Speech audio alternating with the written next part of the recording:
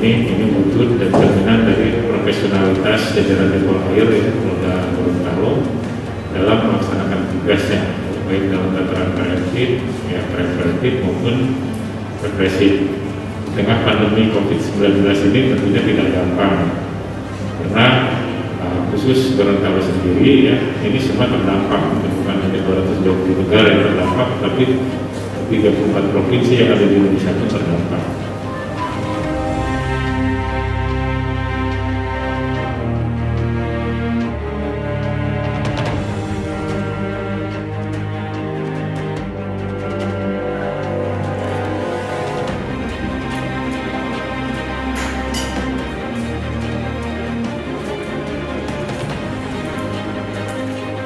Dilanjutkan dengan